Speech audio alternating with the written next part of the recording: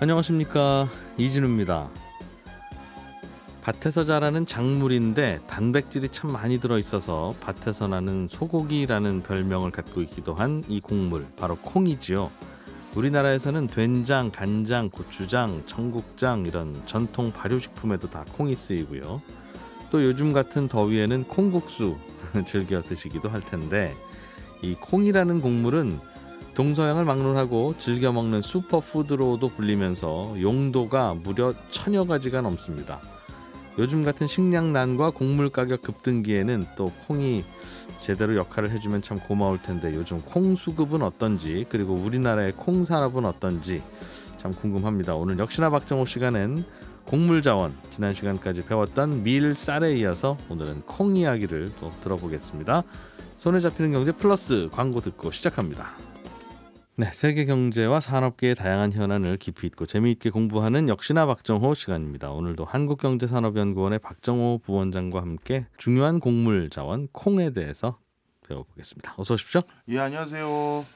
밀, 쌀은 뭐 서양의 또 동양의 주식이니까 배웠는데, 네. 그 다음이 콩인 건 이게 많이 재배돼서 그래요? 그렇게 그 재배량으로 하면 이게 세 번째인가? 아니면... 맞습니다. 네. 예, 많이 재배되는 이유도 있고요. 예. 그다음에 지금은 뭐 아까 앞서서 이진우 기자님께서도 말씀해 주셨듯이 슈퍼푸드라고 했었잖아요. 네, 예. 우리 인류의 미래 마지막 탈출구가 이제 콩인 것 같아요. 그래가지고 전 세계적으로 콩에 대한 연구, 재배 이런 게 더 지속되고 있는 상황입니다. 밀쌀에서 문제가 생기면 콩이 좀 해결해 줘야 된다. 네. 아, 그렇군요. 콩은 전 세계에서 골고루 많이 자랍니까? 우리나라도 뭐 콩 농사 짓는 분들 많고. 네, 전 세계에서 골고루 자라는데요. 예. 굳이 콩의 원산지를 분류하자라고 하면 자랑스럽게도 우리 한국이 포함되어 있습니다. 요 동북아 지역, 만주, 한국, 일본 요쪽이에요. 그쪽이 예. 전 세계에서도 저 나라들이 콩 많이 재배하지, 그런 나라예요? 네, 정확히 말씀드리면 콩이라는 건 예. 전 세계에서 자라긴 자라요. 그렇겠죠. 그런데 예. 지금 전 세계에서 곡물 시장을 꽉 잡고 있는 대두. 예, 이 대두의 원산지가 바로 이 만주, 한국, 일본 이쪽입니다. 그렇군요. 그러다 보니까 이제 콩 그러면 원산지를 우리나라로 분류하는 거고요. 예. 그런데 이제 원산지를 또 분류하는 데 있어서 아니 그럼 다른 지역에서는 대두 안 자라는 거냐? 자라는데 이 생물학자들에게 여쭤봤더니 네. 그 종의 다양성이 어느 지역에서 얼마나 많은지가 원산지를 구분하는 기준이래요. 그러니까 우리나라도 대두 자라고 다른 나라도 대두가 자라긴 하는데 그 대두의 뭐 예를 들어서 크기, 뭐 형태, 뭐 색깔 이런 것들이 네. 종의 다양성이 동북아 지역이 제일 많다고 합니다. 그래서 여기가 원산지라고 하고요. 전 세계적으로 콩은 이 동네다. 네. 그리고 하나만 더 말씀드리면 우리가 먹는 여러 콩들이 있잖아요. 네. 그것들 중에서는 외국 콩들이 있습니다. 대표적으로 녹두라고 부르는 거는 네. 인도가 원산지인데 우리나라에서 잘 먹고 있고요. 어쩌다 우리나라 쪽으로 흘러왔군요. 그렇죠. 예. 강남콩 같은 경우는 원래 중남미, 아메리카 대륙이 원산지인데 이것도 우리가 잘 먹고 있고요. 우리 땅에서도 잘 길러지니까. 그렇죠. 네. 완두콩, 이거는 또 지중해가 원산지예요. 아, 그래요? 예, 그래서 밥에 옛날에 파란 녹색 그 콩 넣은 거, 그 완두콩은 또 지중해 원산지고, 병아리 콩이라는 건 동남아, 이건 샐러드에 들어가는 건데, 네네. 이처럼 콩은 전 세계에 자라는데, 그런데 지금 곡물 시장의 주력이 대두콩이라서 우리나라를 원산지라고 부르는 겁니다. 그렇군요. 세상을 조물주가 만드셨다면 다른 나라에는 석유를 주고 우리나라를 비롯한 이 동네에는 석유 대신 콩을 주었군요. 예. 근데 나중에는 이 콩이 진짜 어떻게 될지 몰라요. 석유만큼 중요할 수도 있다고요? 예, 그럼요. 예를 들어서 예. 벌써 콩에 대한 쓰임이 점점 늘어나고 있는데요. 지금은 콩을 사람이 먹는 것보다 사료용으로 훨씬 더 많이 쓰고 있거든요. 그러다 보니까 우리가 실질적으로 쇠고기나 뭐 돼지고기 같은 걸 먹는다고 했었을 때 네. 이거는 사실 콩 덕분에 먹을 수 있는 것이고요. 그다음에 최근 들어서는 콩으로 만든 플라스틱류가 전 세계적으로 또 각광받고 있습니다. 친환경 소재라고 해서요. 그러니까 석유에 대체하는 부분까지 이미 와 있고, 그리고 바이오 디젤이라고 하는 것도 뭐 옥수수 아니면 콩인데 네. 사실 요즘 콩이 훨씬 더 쓰임이 많아지고 있는 상황이고요. 콩기름으로. 예. 그러니까 이것도 사실 벌써 콩에 사용이 됐고, 그다음에 예전에는 우리 신문 이렇게 딱 펴서 네. 이렇게 딱 넘기면 좀 신문에서는 약간 매캐한 인쇄 그 잉크 냄새 났었잖아요. 신문 냄새. 네, 신문 냄새. 예. 맞아요. 예. 근데 요즘은 신문 이렇게 펴서 볼 일도 많진 않지만 어쩌다 펴서 보면 예. 그런 냄새 안 나거든요. 그게 콩으로 만든 잉크로 신문을 인쇄합니다. 아, 요즘 네. 그 옛날보다 신문 석유 냄새가 덜 나는 게 네. 콩기름으로 인쇄해서 그런 거예요? 맞습니다. 바로 그러다 보니까 지금 콩의 쓰임이 예. 전반적으로 계속해서 늘어가고 있고요. 최근에는 콩으로 벽돌 만들고 마루 만들고 가구 만드는 네. 이런 건축 자재로도 활용이 되고 있고요. 그러다 보니까 만약에 인류가 어떤 천연 자원을 발달할 수 있는 기술이 점점 발달된다면 네. 석유는 고갈될 수밖에 없겠지만 예. 콩은 원산지가 우리나라라는 건 재배 환경이 제일 좋다라는 거거든요. 아, 계속 길러내면 되니까. 그렇죠. 그래서 저는 언젠가 우리가 웃을 날 있다 이렇게 믿고 있습니다. 콩으로. 예.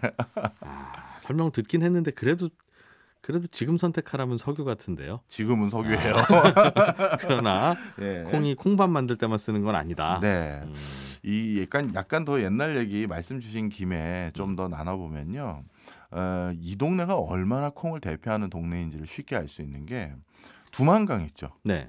그게 두만, 콩이 많은 강이라는 뜻이에요. 아, 진짜요? 예. 아, 많이 가득 차다는 네. 뜻이라서. 뭐 어떻게 보면 콩을 잔뜩 실은 배가 왔다 갔다 했다는 것인지 아하. 아니면 그 근처에 콩이 워낙 많이 강변 내에 있다라는 의미인지는 모르겠습니다만 두만강이 콩이 많은 강이라는 뜻입니다. 그만큼 만주 일대와 우리 동북아 지역에서는 콩을 예전부터 대량으로 재배할 수 있었었고요. 그럼요. 우리 속담에도 네. 쌀보다 콩이 더 많이 등장해요. 그렇네요. 콩으로 매주를 쓴다고 해도 못 믿는다. 콩 심은 데 콩 나고 팥 심은 데 팥 난다. 그렇네요. 쌀 들어간 속담은 별로 없죠. 네, 맞네요. 되게 친한 그러네요. 식물이라니까요. 예, 그렇네요. 하나 더 식습관 말씀 주셨으니까 요거 가지고 좀 말씀드리면 콩을 콩나물로 먹는 나라는 전 세계 한국밖에 없어요. 중국도 안 그러고요. 일본도 안 그럽니다.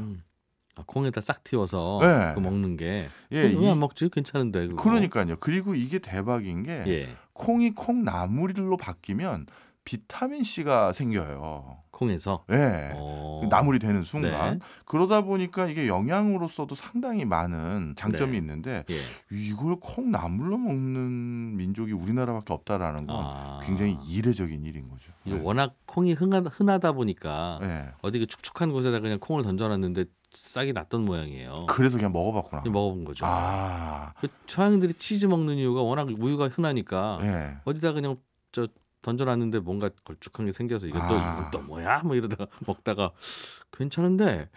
그거 나름 의미 있는데요? 네. 그것도 아마 누군가가 전날 술 한잔 하고 그 콩으로 그냥 아침이나 끼니나 때워야지 했는데 싹튼 네. 콩밖에 없어서 뭐 나가기도 그렇고 이건 한번 먹어봤다 했는데 괜찮은 해장까지 거죠. 잘 돼가지고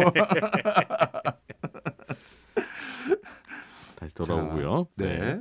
자, 그래서 이렇게 전 세계적으로 콩에 대해서 일찍이 어떻게 먹고 어떻게 재배하는지를 제일 먼저 알아낸 우리나라와 네. 이 동북 지역이 지금 전 세계 콩 시장을 주름 담는 대두가 알려지게 만든 원천이 됐는데요. 네. 그 이유는 미국 농무성에서 1929년부터 콩을 중심으로 한 유전자원을 수집해라라는 프로젝트를 시작했어요. 아하. 그래서 동양 식물 탐험 원정대, 번역하면 이렇게 되는데요. 예. 이 동양 식물 탐험 원정대라는 걸 만들어서 각 동양의 여러 나라들로 사람을 보내서 콩 종자를 수집해 오도록 한 100년 동안 시작을 합니다. 예. 그런 과정에서 그 당시 이 동양식물 탐험 원정대에서 전체 수집한 콩이 4,471점인데요. 그런데 그 중에서 지금 대두라는 GMO 식품 이걸 만드는데 이때 이 종자들이 어떻게 보면 가장 큰 뭐 기반이 됐겠죠. 네. 근데 이 4,471개의 종자들 중에서 우리나라 당시 조선을 포함해서 우리나라에 수집한 게 3,379개로 76%가 돼요. 와. 그러니까 한국에서 가져간 걸로 실험 다 했다 해도 과언이 아니에요. 이야. 그리고 실제 종의 다양성은 만주보다도 우리 남한, 북한 포함입니다. 여기가 훨씬 종의 다양성이 많기 때문에 네. 지금 전 세계 대두의 표준을 만들 때 결국 우리 씨앗 가져가서 만든 거라고 보시면 되겠고요. 이야. 진짜 대한민국은 콩리아였네요. 콩리아. 맞습니다. 그다음에 코리안이라. 그 한국 전쟁부터 그때 미군 기지가 여기 이제 주둔해 있었잖아요. 근데 미군 기지라는 것은 실제 군사 업무도 수행하긴 하지만 뿐만 아니라 미군 기지에 여러 가지 과학 시설들이 들어서기도 하는데 예. 이 콩은 항상 위기 시 군사들에게 단백질을 보충할 수 있는 제일 유용한 방법이었어요. 그러다 보니까 또 이 콩의 메카 국가에 마침 미군 기지가 있다 보니 여기에서 체계적으로 또 콩 종자를 그때부터도 이제 해방 이후에서도 수집을 해 갔는데요. 지금 미국의 콩 국립연구소에서 가지고 있는 종자의 40% 가까이가 또 이때 미군 부대 등등을 통해서 수집해 갔던 콩이고요. 바로 요 콩을 통해서 지금 전 세계 표준화된 대두를 만든 건데 이 대두를 그러면 전 세계적으로 어떻게 유통해서 판매하느냐? 예. 크게 두 가지입니다. 대두유라고 해서 네. 콩 기름 짠 거예요. 네. 이게 이제 전 세계에서 콩을 유통한다라고 했을 때 대두유가 한 20% 정도밖에 안 되고요. 네. 이거보다 더 많이 유통되는 콩의 흐름이 대두박이라는 겁니다. 박 네. 껍질. 껍질. 예, 맞아요. 그래서 대두를 이렇게 대두에서 대두유를 짜고 남은 부산물 찌꺼기들 있잖아요. 네. 이걸 어떻게 하냐면 불에 그슬린다라고 영어로 표현하는데 네. 쉽게 해서 볶은 거예요. 예, 껍질을. 아, 콩기름 짜고 남은 콩껍질을 예. 그래서 그 콩껍질을 살짝 볶아가지고 볶아서, 예. 그 다음에 그걸 잘 이제 갈아가지고 바로 이게 사료로 씁니다. 아, 예. 콩껍질. 예, 바로 요런 대두박하고 예. 대두유 이걸 구분하는 방법도 사실 우리나라가 알려줬다 해도 과언이 아니고요. 우리나라는 아까 말씀드렸던 것처럼 콩의 쓰임을 정말 다양하게 활용하고 있는 국가였거든요. 콩나물은 뭐 일단 본인들은 아니다 싶었고 네. 두유라고 하죠. 흔히 말해서 두유로 이렇게 먹기도 하고 기름을 짜기도 하는구나. 예. 그다음에 남은 껍질은 그때 우리나라도 돼지나 소에게 먹이기도 했었거든요. 여물로. 예. 예. 그래서 그렇게 주기도 했었고 또 우리는 콩잎 먹었던 거 혹시 기억하시나요? 콩잎 지금도 먹죠. 네, 요즘은 네. 근데 잘 유통을 안 하시더라고요. 재래시장 가도 콩잎 파는 거 찾아보면 좀 많이 취급을 덜 하더라고요. 맛있으니까 이제 길러서 드시는 분만 드시는 거죠. 그런가 봐요. 네. 근데 예전에 먹을 거 없었을 땐 콩잎도 많이 먹었었거든요. 네. 바로 그렇게 콩을 어떻게 처리하고 우리가 활용해야 되는지를 네. 바로 이렇게 우리가 알려줬다고 보시면 되겠고요. 콩가루도 자주 먹죠. 그렇죠. 콩가루도 자주 먹죠. 근데 이것도 이제 국가적으로 또 약간 이제 시시비비가 한번 옥신각신 있었던 게 있습니다. 바로 두부예요, 두부. 대표적으로 이제 요즘 서양인들이 네. 대표적인 건강식으로 크게 찾기 시작한 이제 두부. 이거는 도대체 어디에서 시작한 거냐라고 네. 했었을 때 안타깝게도 문헌적인 기록은 중국이 더 앞서 있어요. 예.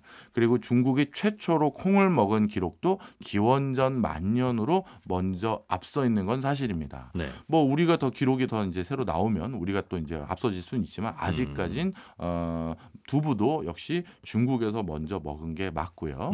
그런데 이게 우리나라가 그다음 두부를 제조해서 먹었고 그다음 어떻게 됐냐면 임진왜란 때 네. 일본이 두부를 우리나라 와서 봤어요. 콩을 저렇게 먹는 거구나 라고 해서 임진왜란 이후 일본의 두부가 전수돼서 네. 그 뒤부터 일본 음식에도 두부가 나오기 시작한 겁니다. 지금은 일본 두부가 유명해요, 전 세계적으로? 이게 참 안타까워요. 전 세계적으로 어떤 식품이 유통되기 위해서는 그거에 대한 스테레오타입, 즉 표준이 명확하게 성분적으로 규정이 되어야 됩니다. 예. 그런데 두부라는 것도 사실 이 손두부가 어느 집에서 어떻게 만들었느냐에 따라서 다 조금씩 그 안에 있는 흔히 말해서 효모 성분도 다르고 네네. 다 다르잖아요. 그렇죠. 질성이. 그렇죠. 그러다 보니까 한국은 외국에 두부를 수출하려고 할 때 A 형태도 있고 B 형태도 있고 C 형태도 있는데 도대체 니네 두부가 뭐야? 하면 우리가 그 규정 정의를 못했어요. 근데 일본은 좀 아시아 지역에서 가장 산업화가 먼저 되다 보니까 네. 수출을 하려면 먼저 이게 무엇인지를 자기들 나름대로 형질을 바탕으로 정의 내릴 수 있어야 되고 표준안을 제시할 수 있어야 된다는 걸 알고 있었는데 네. 바로 그 때문에 낫교라고 하는 콩으로 만든 발효식품하고 두부 같은 경우가 전 세계로 제일 먼저 나갈 수가 있었어요. 아하. 그런데 뒤늦게 우리가 비슷한 게 우리로 따지면 뭐 청국장 정도 되는 거 아니겠습니까? 네. 그래서 그걸 들고 나가려고 했더니 이게 잘 안 되는 게 동네마다 청국장이라고 들고 오는 성분이 다 다른 다 거예요. 다르니까. 바로 상태도 다 다르고. 그래서 뒤늦게 우리나라도 이 발효에 대한 정확한 정보들과 이런 것들을 바탕으로 이제 뒤늦게 나가기 시작했는데 뭐 정확하게 이거는 제가 자신 있게 말씀드릴 수 있지만 두부나 이런 것들은 우리가 일본에게 전수해 준 거가 맞습니다. 굳이 뭐 기록으로 안 남겨서 그렇지. 네, 맞아요. 네. 워낙 흔하게 잘 먹으니까 굳이 기록으로 그렇죠. 안 남겼나 봐요. 맞아요. 워낙 흔한 걸 누가 기록을 많이 가끔 남기겠습니까? 신기하고 생소한 거 먹을 때 일기에다 쓰고 그렇죠. 네. 예. 자, 그런데 이 콩이 아마 이건 제 개인 사견입니다만 우리 동이족이라고 부르는 우리 동북 지역에 있는 이 민족들을 나름대로 중국 본토의 여러 역사서들을 보면 기골이 장대하다고 표현이 되어 있어요. 좀 네. 등치가 크고. 예. 근데 그렇게 될 수 있었던 가장 근원적인 이유가 이 콩을 많이 먹어서 그런 것 같아요. 아, 단백질을 비교적 풍부하게 섭취할 수 있었으니까. 네. 콩도 종류에 따라 단백질 비중이 다르긴 합니다만 지금 표준이 되고 있던 대두. 네. 이 대두는 전체 성분의 40%가 진짜 단백질이에요. 그것도 와. 소고기랑 똑같은 형질의 단백질입니다. 야. 그러니 밭에서 나는 단백질이다라고 말을 해도 과언이 아니고요. 네. 그러다 보니까 1차 세계대전과 2차 세계대전 당시 식량난을 경험했던 많은 인류들이 단백질 제공의 방편으로 콩을 선택했고요. 특히 영국 같은 경우 아까 콩가루 있잖아요. 네. 우리로 따지면 미숫가루 같은 건데 그 미숫가루를 밀가루와 섞어서 먹었던 게 바로 1차 세계대전 때고요. 아. 네. 그다음에 미국에서도 콩가루 빵이나 콩고기, 콩죽 이런 것들을 배급을 주기 시작했다라고 예. 보시면 되겠습니다. 이게 다 세계대전 때문인데요. 자, 그런데 이 세계대전 때 이렇게 콩을 좀 먹여가지고 나름대로 그 군인들의 단백질 벌충을 해줘야겠다라고 생각하게 된 게 이것도 동북아 지역에서 힌트를 준 거예요. 이것도 설명을 드리면 네. 청일 전쟁의 시작이 사실 콩 때문에 일어났습니다. 이것도 설명을 드릴게요. 이것도 역사에 나와 있는 내용이에요. 예. 제가 뭐 예. 함부로 저는 역사학자가 아니니까 콩 연구하다가 경제적으로 그 가치를 이제 확인하는 여러 문헌들을 보다 보니까 저도 잘 기록을 해놓은 건데 1892년에 일본이 식량을 자급자족할 수 없다는 결론을 내렸고요. 네. 그래서 조선에게 해마다 일정량의 콩을 반드시 일본에 수출하도록 하는 내용의 협정을 체결했습니다. 이때부터 본격적으로 일본이 아마 군비 증강을 하다 보니까 예. 뭔가 식량에 대한 추가적인 수급이 필요했던 것 같아요. 그런데 불행히도 그 즈음에 우리 조선의 콩 수확이 네. 평년에 비해서 기대에 못 미치는 수준이 돼버린 거예요. 그러니 이 일본에 수출할 콩이 없어졌다라는 상황이 결국 우리 조선에서 당시 통보를 했는데 이때 일본이 협정을 이행하지 않으면 보복하겠다라고 경고를 내렸는데요. 이 경고 때문에 어쩔 수 없이 그 당시 조선에서 이거 콩을 어디서 구하지? 콩을 어떻게든 줘야 보복 안 당하는데 하다가 청나라에게 도움을 요청합니다. 그리고 청나라는 바로 이 조선의 도움을 빌미 삼아서 네. 조선을 도우러 가자 해서 내려오다 보니 청일 전쟁이 생긴 거예요. 그러니까 이것도 어찌 보면 콩 때문에 유발된 전쟁이라고 볼 수가 있고요. 그다음에 콩에 대해서 이즘에 전 세계 전쟁사에서 콩이 참 중요하다라고 알려진 또 다른 이유가 러일 전쟁입니다. 러일 전쟁의 승패가 결정된 건 콩나물 때문인데요. 예, 이쯤 되면 이상한 소리 하시네 자꾸 그러시는데 아닙니다. 역사에 다 기록이 돼 있는 거예요.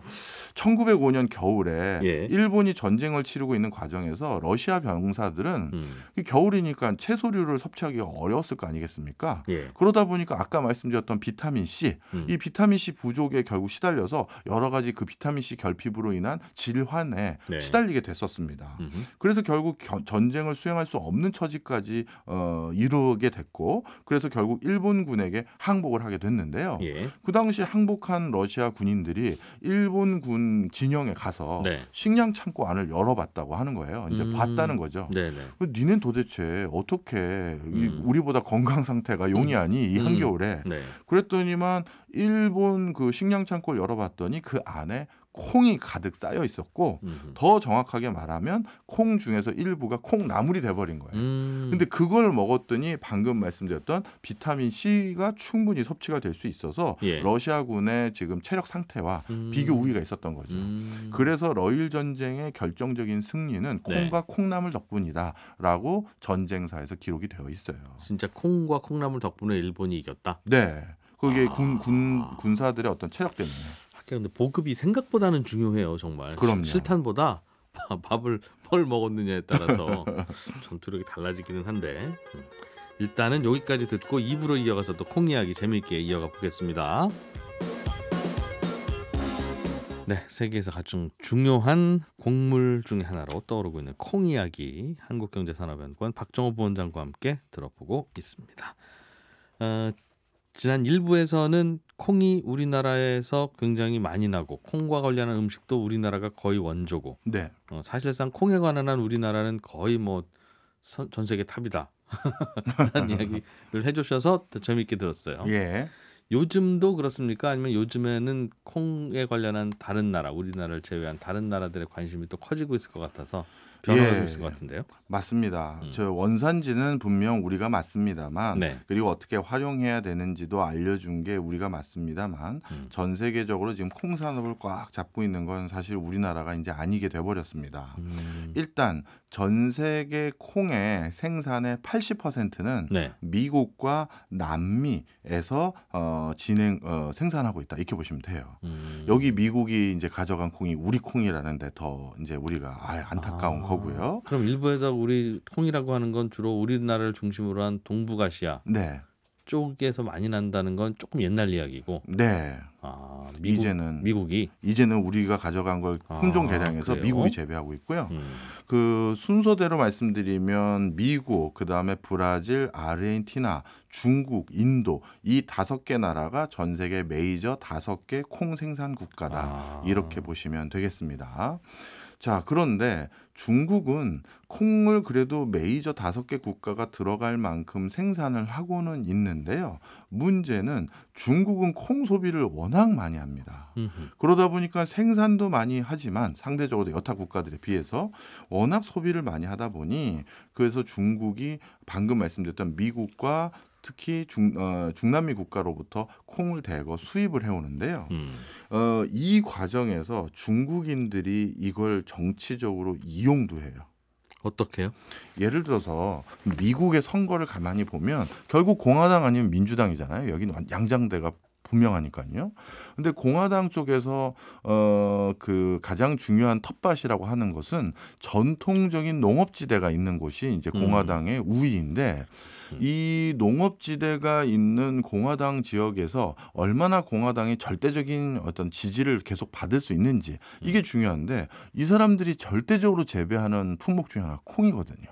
그러니 중국이 바로 이 콩을 얼마나 많이 수입할 것인지 안 할 것인지에 대해서 공화당 쪽에 압박을 행사하고 그래서 선거철에는 본인들에게 유리한 여러 가지 제도, 통상 예를 들어서 규제 이런 것들을 풀기 위해서 이 콩을 굉장히 적절하게 잘 사용해요. 미국한테 뭐 요구했다가 네. 잘 안 해주는 것 같으면 네. 브라질에 콩이나 사러 가봐야 되겠다. 맞아요. 뭐 그러고 있으면 아까 잠깐 뭐라고 하셨죠? 온다는 거죠, 그러니까. 맞습니다. 그래서 이게 이미 많은 그 미국 내 농민들도 이 사실을 다 알고 있어요. 결국 공화당 농민들 입장에서 표현하면 공화당 놈들 중국 눈치 결국 봐야 되고 네. 우리는 결국 중국 덕분에 그 공화당들에게 압박을 할 수 있다. 이런 그 어떤 칼럼이나 아니면 이런 뭐 인터뷰들이 많은데요. 이만큼 콩이 미국 경제에도 영향을 미칠 수 있는 요소고요. 반대로 브라질이나 아르헨티나와 같은 자원 강국에게 중국이 자원 외교를 하고 자신들의 산업 발전에 필요한 기초 원자재를 안정적으로 수급할 수 있는 그 모멘텀을 만들기 위해서 또 일부러 콩을 거기서 사줍니다. 사오기도 예, 하고. 바로 이런 것들이 전 세계적으로 콩을 통해서 지금 비즈니스가 일어나는 형태인데요. 근데 이제 또 안타깝게도 원래 콩은 가장 손쉽게 재배되는 품종이에요. 잘 기르기가 쉽다 이거죠. 맞습니다. 그냥 아무리 척박한 곳이라도 거기다가 그냥 그 콩 뿌리면 정말 잘 자라요. 그러니까 아까 일부에서도 말씀드렸지만 여기저기 콩 그냥 뿌려서 다 재배되는 지역마다 다 품종이 다 달리 있었잖아요. 네. 그리고 콩의 또 좋은 장점 중에 하나는 연작이 되고 콩을 심으면 지력이 오히려 좋아집니다. 연작이 된다는 게 무슨 뜻이죠? 그러니까 특정 땅에다가 하나의 품종만 계속 심으면 그 땅이 가지고 있는 성분 중에서 그 특정 작목이 주로 빼먹는 성분이 급격히 쇠락하다 보니 네. 몇 해 지나고 나면 그 품종을 거기 심어도 풍년이 안 들어요. 아, 가끔씩 그래서 바꿔주든가 그렇죠. 시비를 하든가 해야 되는데. 예. 그런데 콩 같은 경우는 계속 같은 땅에 계속 같은 콩을 심어도 전혀 문제가 없고 오히려 땅을 더 비옥하게 만드는 성분이 됩니다. 오. 그 이유가 질소 때문이라고 하는데요. 우리가 다른 품종을 재배할 때는 화학 비료로 네. 질소 성분이 들어가 있는 걸 많이 뿌립니다. 네. 그런데 콩은 나름대로 그 뿌리에서 네. 질소 성분과 관련된 것들을 자체적으로 생성해서 뭐 이렇게 땅에 기름지게 만드는 그런 성분을 가지고 있는 품종이래요, 콩이.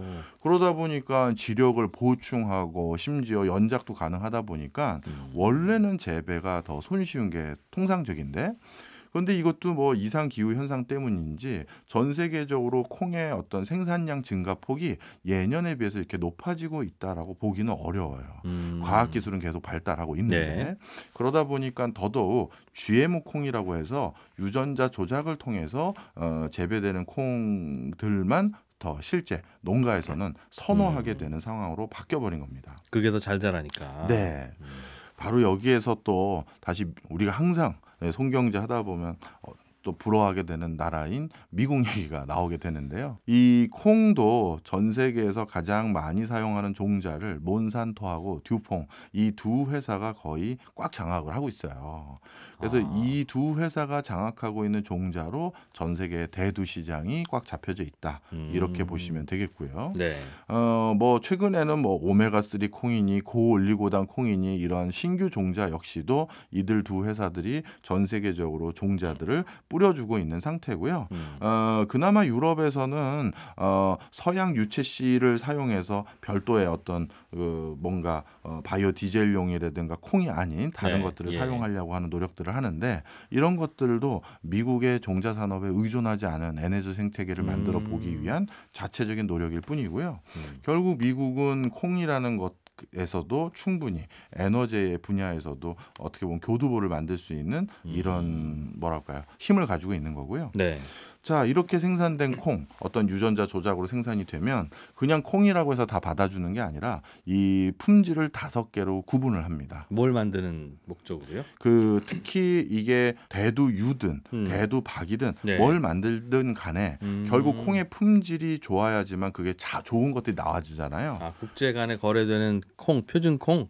네, 예, 맞습니다. 예, 예. 이거를 넘버 1, 넘버 2 등으로 해서 5가지로 분류하는데 이 콩을 분류하는 기준이라는 게 첫 번째 그 콩을 진짜 대량으로 생산해서 포대에 담았는데 네. 그 포대 안에 이물질이 얼마나 많이 포함되어 있는지를 일단 첫 번째로 봅니다. 이물질이라고 하면 그냥 씨앗이라든가 동물 배변, 풀 이런 것들이 섞여져 있는 비중이 얼마나 되는지도 보고요. 예. 그다음에 이제 이쪽 분야에서는 크랙이라고 부르는데 벌레 먹은 콩 또는 압력으로 눌려진 콩 이런 것들이 섞여져 있는 비율, 그다음에 색의 균질함 이런 것들을 통해서 넘버 1, 넘버 넘버 2 등등등으로 이렇게 등급을 나누는데요. 네. 전 세계적으로 가장 많이 유통되는 대두 시장의 콩은 넘버 2에 해당됩니다. 넘버 1은 가장 품질이 좋다 보니까 그 나라 시장에서 그 나라에서 가장 우량하게 예. 다 소비되는 게 통상적이고요. 국제적으로는 사료 등등으로 쓰이면서 가공에 많이 사용하는 건 넘버 2 등급에 해당된다. 이렇게 예. 보시면 되겠죠. 주로 미국에서 생산하고 중국에서 소비하는 게 대체적인 흐름이긴 하네요. 네. 그리고 주로 가축들이 먹고. 네. 그러나 세부적으로 들어가면 참 다양하게 예. 활용도 하고 연료로도 쓰고. 네. 바이오 디젤도 콩기름으로 제일 많이 쓰나 봐요. 예, 맞습니다. 요즘 바이오 디젤이라는 분야도 이제 붐업이 있다가 다시 조금 잠자들긴 했어요. 왜냐하면 이것도 엄밀히 말하면 친환경이 아닌 것 같다라는 이런 얘기들 때문인데요. 바로 요 과정에서 콩을 더 많이 이제 선택하게 된 것인데 옥수수라든가 기타 작물들을 가지고 바이오 디젤을 만들려다 보니까 네. 단위 면적당의 생산성이 무엇보다 중요하게 된 거예요. 채산성을 맞추려면. 그렇겠죠. 예. 그런데 이 채산성을 맞추려면 도저히 인간이 먹는 수준으로 재배해서는 채산성이 산업용으로 안 나오고요. 네. 정말 빼곡히 심어야 되는 거예요. 콩이든 옥수수든. 예. 네. 콩 말고 다른 것들을요. 네. 그런데 다른 것들을 빼곡히 심으려니까 당연히 지력이 급격히 낮아질 거고 그렇겠죠. 화학 비료와 농약을 엄청 투여하게 되는 게 통상적으로 바이오 디젤용 재배 환경입니다. 바이오 디젤이라는 게 식물로 짠 기름을 자동차에다 주유해서 달리겠다는 네, 거죠. 맞습니다. 예. 그런데 그러면 자 보세요. 우리가 바이오 디젤을 선택한 이유는 친환경이라고 해서 이산화탄소 배출을 덜 하겠다라는 건데 실제 이산화탄소 배출은 줄어드는 게 맞습니다.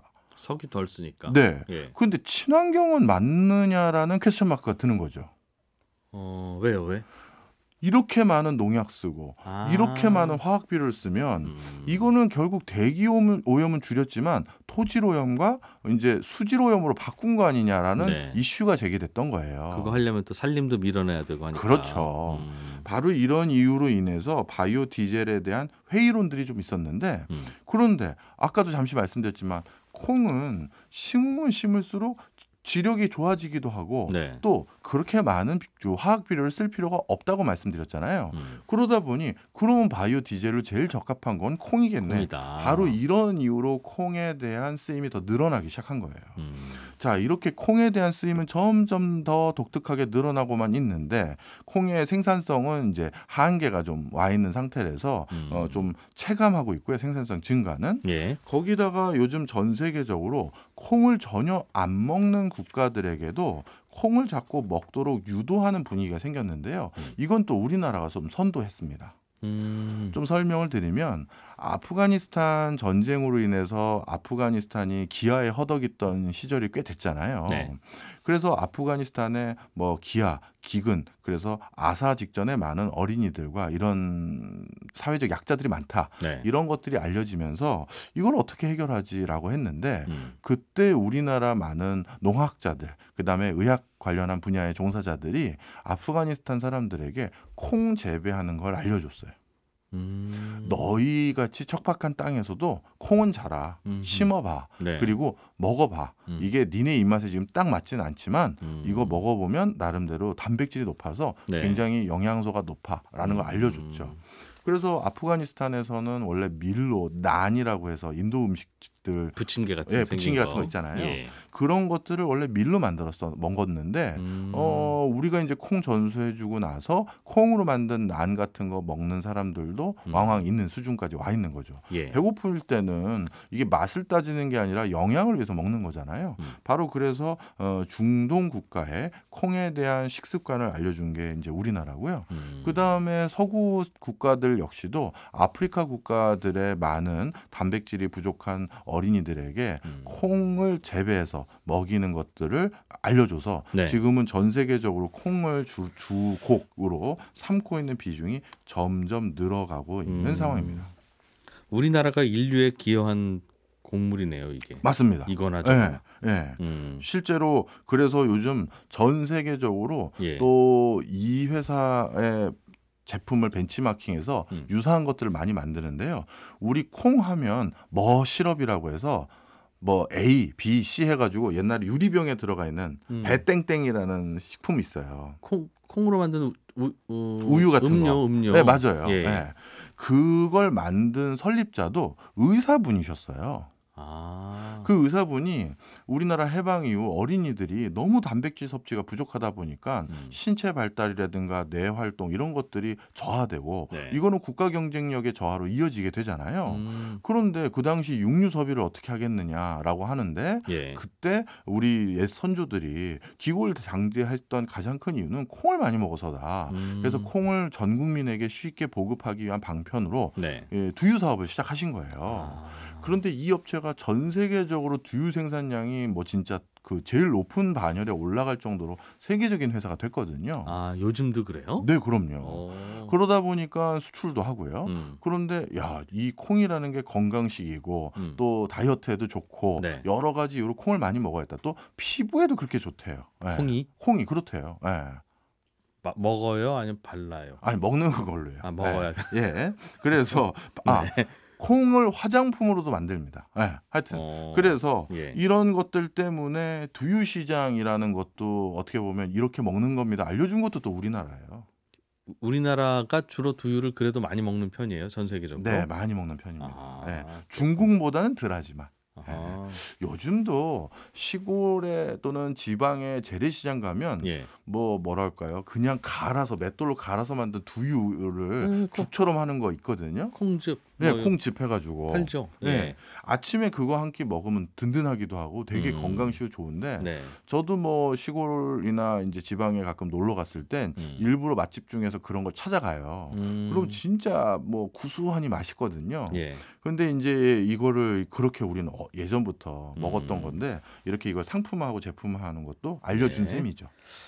우리나라 콩 산업은 굉장히 인류사적으로도 그래서 의미가 있는데 네. 요즘은 뭐가 고민입니까?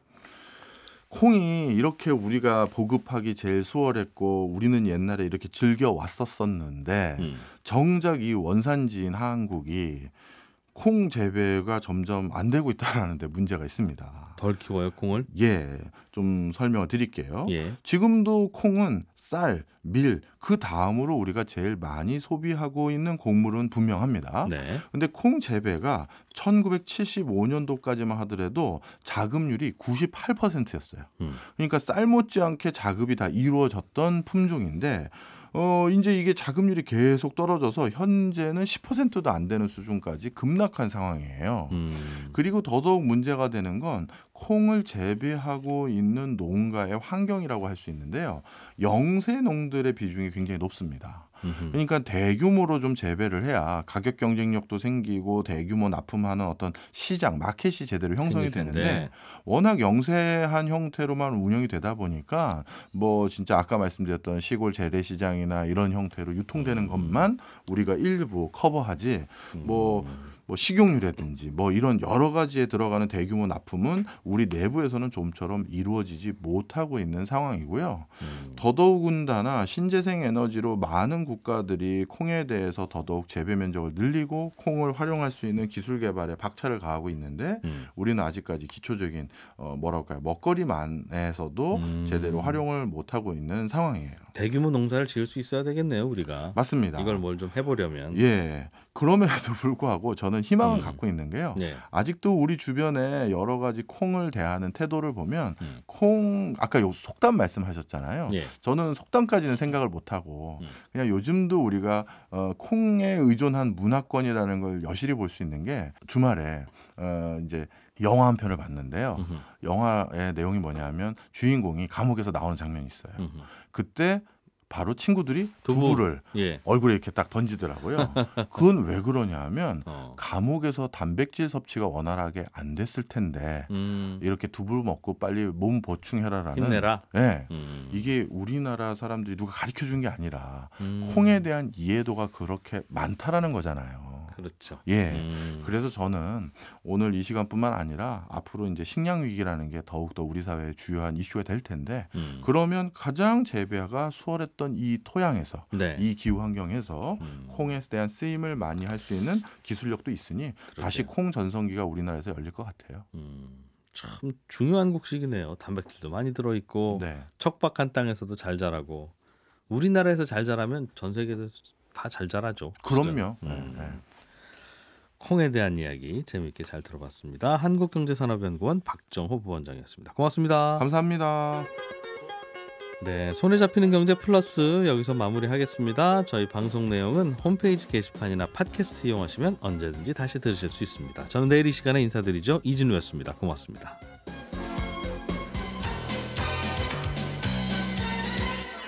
더 깊고 더 재미있는 경제 이야기 이진우의 손에 잡히는 경제 플러스.